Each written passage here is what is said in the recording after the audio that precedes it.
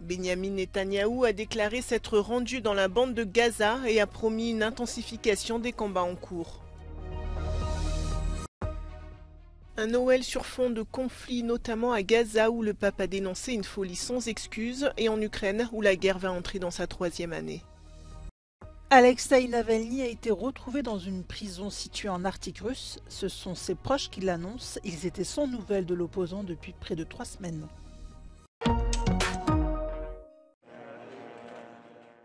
Pas de répit dans la bande de Gaza où les bombardements israéliens se poursuivent et se sont même intensifiés ces derniers jours. En quelques heures, les frappes massives de l'armée ont tué une centaine de personnes. Dimanche soir, au moins 70 Palestiniens ont été tués dans un bombardement sur le camp de réfugiés d'Al-Maghazi, dans le centre de la bande de Gaza.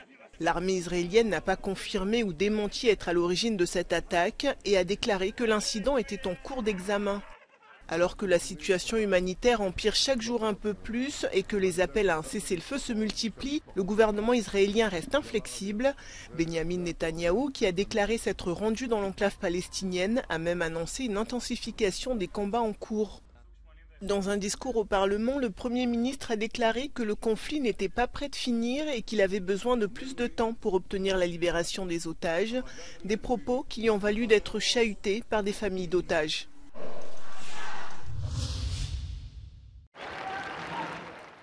Une folie sans excuse, c'est ainsi que le pape a qualifié le conflit dans la bande de Gaza lors de son traditionnel message de Noël.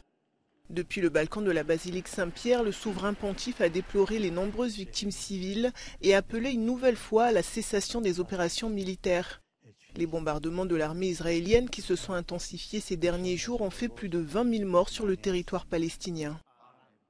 Une tragédie humaine qui a terni les festivités de Noël à Bethléem en Cisjordanie.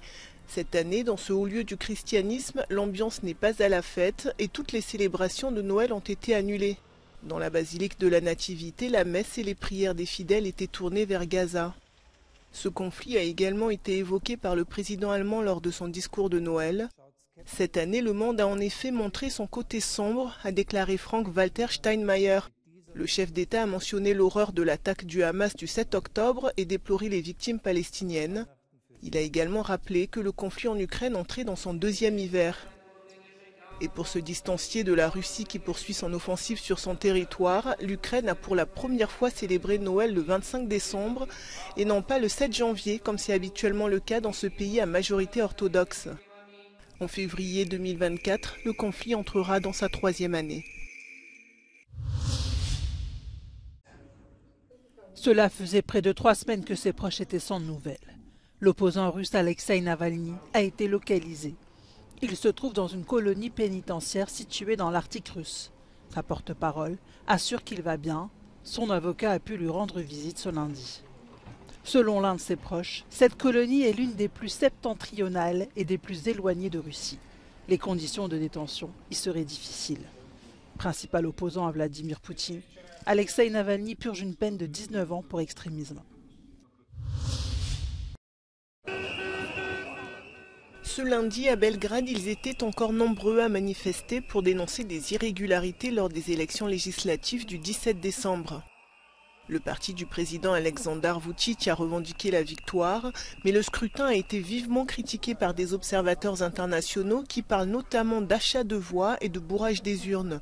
Parmi les manifestants, il y avait majoritairement des étudiants. There was a lot of irregularities through whole Serbia.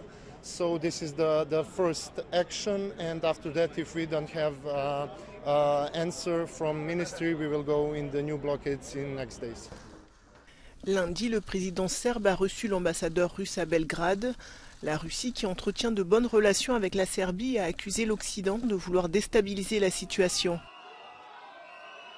Dimanche, des manifestants ont attaqué la mairie de Belgrade avant d'être repoussés par la police. Selon le président serbe, 2 policiers ont été grièvement blessés et plus de 35 personnes ont été arrêtées. Des membres de l'opposition ont annoncé avoir entamé une grève de la faim dans le but d'annuler les résultats.